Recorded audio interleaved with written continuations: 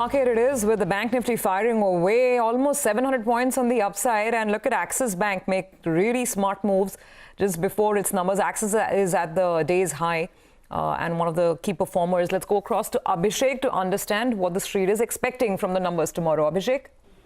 Well, it's expected to be a stable set of earnings from Axis Bank. You know, the key things to watch will be they have raised about 10,000 crore of equity capital, which will provide cushion either against net interest margin or provisions, whichever they use for. Loan growth is expected to taper down to around 10% YOY. Last quarter, it was close to 13%. The net interest margin may remain stable on account of fundraise is what analysts are expecting. The total watch list was around 10,753 crores. How that moves will be seen closely. Provisions may remain elevated as they strengthen the balance sheet and also provides for loans under moratorium. Asset quality may remain stable. You know, Supreme Court dispensation is over there. However, the key thing to watch will be management commentary with respect to growth, credit cost outlook and restructuring accounts that they do. So our poll suggests NII growth of 16.5% while we are working with a net profit of 1,617 crores versus net loss of 112 crore in the same quarter last year. Back to you. Okay, Abhishek, thanks a lot for that. Mehrbun, Axis Bank, what's the call? Asset quality, I think I cannot compare it at all with HDFC Bank and Kotak. But the only thing going in favor of Axis Bank is the high provisioning which it has done. So one will have to really see as to how it possibly works on the restructured wholesale loan book and others, as even its exposure to SME, as to what it actually comes out, what will be more interesting other than seeing the numbers. So Axis, in conclusion, would not figure in my top 3 picks in the banking space. Okay, that is the take on Axis Bank. By the way, there are some serious movers in the mid-cap market. For instance, I mean, look at Just Dial. The stock just refuses to quieten down, 8.5% up, and it's just up and away. And then, of course, a clutch of consumer stocks. That's largely the MSCI play that seems to be moving out. Anuj? No, on Just Dial, I think, Surabhi, this move happened, I think, of course, Nigel was talking about this. But one of the good things which happened to Just Dial is that it came out of F&O. Oh. Once it was, because, it was one stock which every time had a rally, there was a, severe shorting which used to happen. Yeah. But once it was out of F&O, it has had its different trajectory. But we have other numbers to preview, I think, now, Surabhi. Yeah. I think we will quickly move to Dr. Reddy's, which will also be announcing its numbers tomorrow. Sonal has the details. Sonal. Thanks a lot for that. Well, on a YOY basis, the numbers will look weaker this time around because last year there was 700 crores worth of licensing income and also a tax credit. So revenue is expected to be flat at 4,800 crore rupees. EBITDA is expected to decline by 21%. Margins should see a contraction of almost 500 basis points and profits accordingly should see a decline of 41%. But in the US markets, we're expecting a growth this time around because on a quarter-on-quarter basis, there have been certain launches, and that is why a $20 million sequential improvement is what we're expecting in terms of US revenues. Indian markets also 18% growth because the Walk-Hard integration will be seen in the Indian markets this time around. And on your screen, you will also see growth that will be seen in different geographies. The European market should see a strong growth of around 30% this time around. But apart from that, a commentary is required on sustainability of growth in the US markets, also their recent outlook and recent acquisition on Walk-Hard. Most importantly, update on approval timelines for NuvaRing and also Copaxone, 2 very important drugs for the company. But all in all, this time around on a YOY basis, numbers will look weak. Back to you. Okay, all right. Thanks, Sonal, for that. Mehrbun, any thoughts on Dr. Reddy's and where you place it in your pharma pecking order? I think gone on record, I think in the past also should be that my top pick along with Alembic Pharma as far as Indian pharma company goes. As far as MNC goes, I think Pfizer virtually stands out. We saw a lot of reaction coming in pharma stocks over the last 15, 20, 30 days, most were down by 10%. Pfizer held its own ground. That is as regards MNC. As regards Indian pharma companies, I think Dr. Reddy's and Alembic Pharma photo finish for the first position in my list. I think as far as Dr. Reddy's goes, the thing going in favor is the US business. I think gaining traction, gaining momentum all over again with the compliance issues behind it.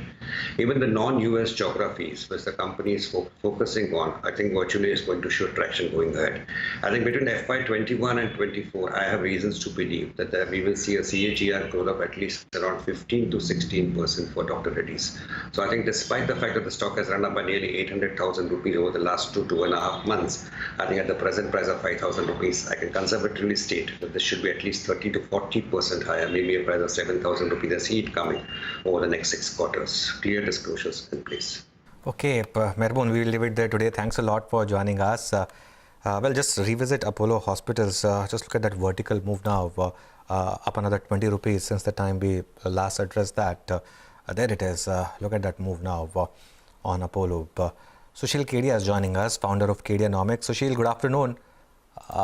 It's a bit of a rocket move that we have seen today. Of course, a large part of this is because of this MSCI news, which came out of nowhere. But your thoughts on this volatility and how to approach the index from here on?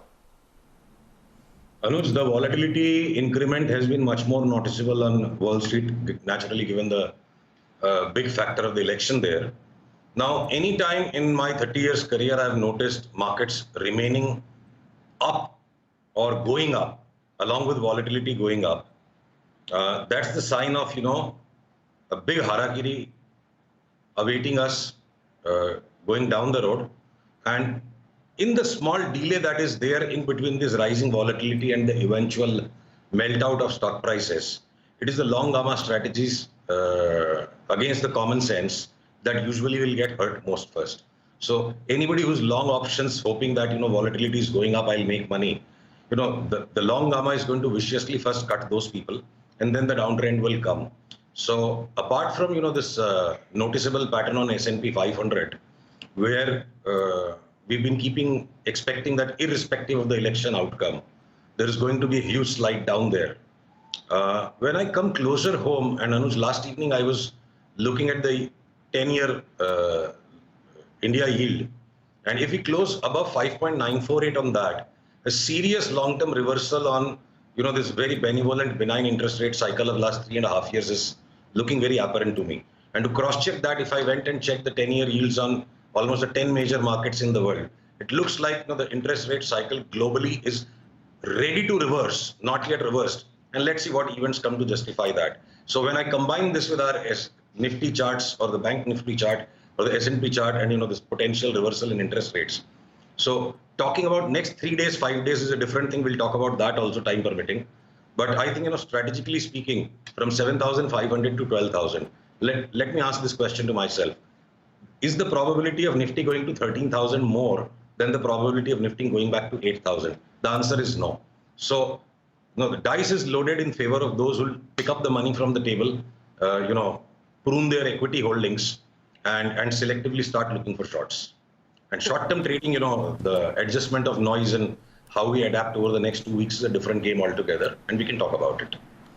Okay, Sushil, good afternoon. That is a very interesting call. As usual, you always have us sitting at the edge of our seats because central bankers have been going out on a limb to ensure that yields remain low, right? But obviously, you're seeing something in the charts there. Now, last time you told us that at least in the immediate term, you're not ruling out, at least for starters, maybe a test down back towards 11,200 on the Nifty. Right. Do you retain that call? Yes.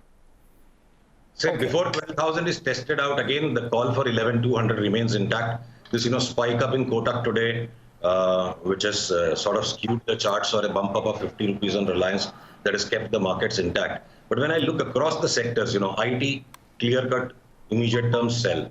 Steel stocks that made that breakout is that proverbial irregular B wave, at least a 10% correction on them.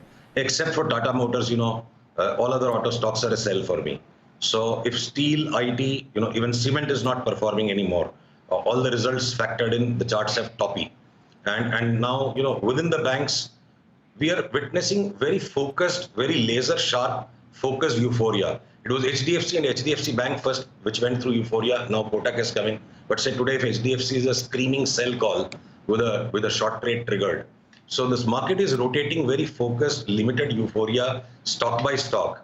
and it's whiling its time. The structure remains bearish. Either stay out or choose bearish trades. I think choosing a bullish trade is a very comfortable trade and it won't work. Okay, choosing a bullish trade is a comfortable trade and may not work.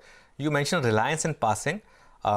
2050 has been a very strong support, Sushil. It looked like it broke that, but today has come back in the second half. Still not above that, but what's the downside and what's the upside now on Reliance? So Reliance has come in that unique pocket, Anuj, where no doubt this morning it was oversold and it was a tempting trade to get onto the long side. But can I say that the low seen till this morning is really final and Reliance is going back to 2400? No, I'm not able to say that with any high degree of conviction. So let's put it this way. 2100 is one next resistance on the way up.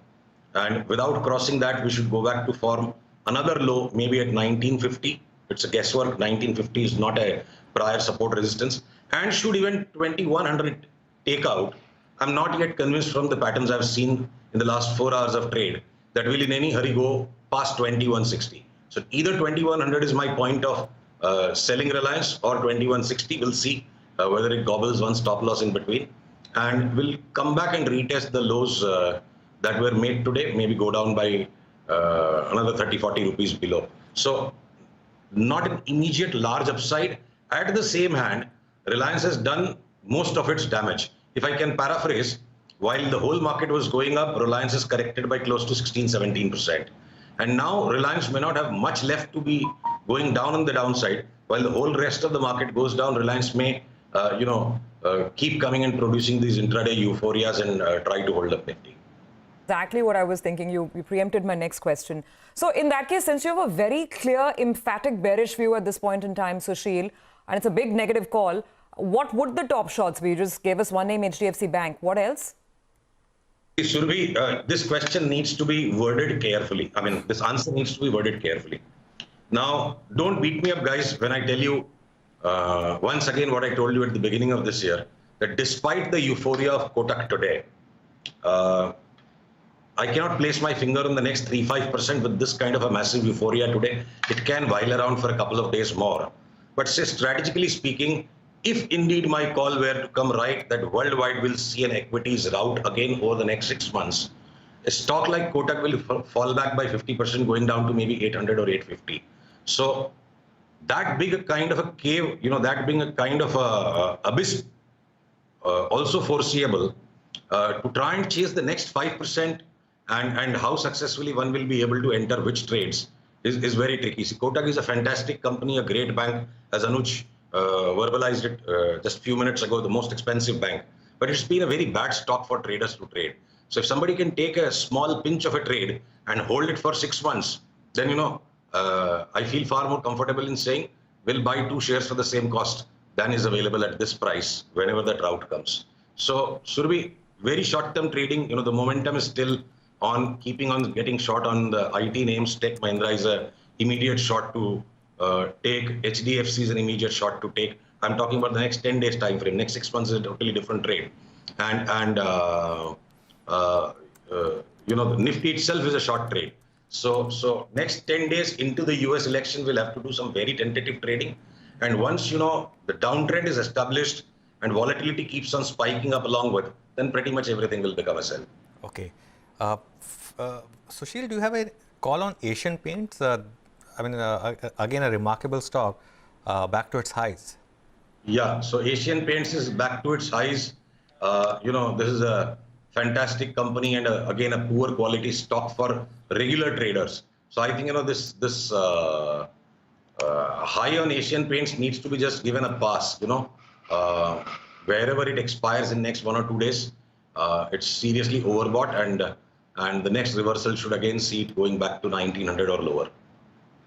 Sushil, finally, I take your point on, the indicator that you picked up that cement stocks are getting sold into on strong numbers. But look at Shree, for instance, right now. Is there anything that you'd look at all on the long side? See, very short-term trading of next 3 to 5 days, taking some various kinds of stop losses is one thing. But say if a serious fulcrum has come in prices from 7,500 to 12,000. So even if I miss out on speaking on few long ideas that will still work in this market, I better err on the side of conservatism and caution. I'm happier talking about the sell trades and some long trades. Various people can keep doing on various time frames. So I'd like to give that a pass. Okay, Sushil, that's why it's always interesting talking to you, because we remember your calls. They're usually not the usual that one hears on the street, and a very cautious view coming in at a time when right now, today, the market's racing to 11,900. Thanks very much. We'll chat up again next week.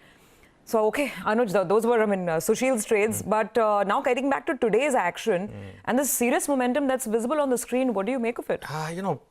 Look, right now, there's a bit of a decline once again, which is creeping into the European market. I think they have their own problem. And the market won't be fooled by the same thing twice over. It did get it yesterday, but not today. But having said that, even the US futures are down quite a bit, Surabhi. And look, in this market, you cannot make large extrapolations.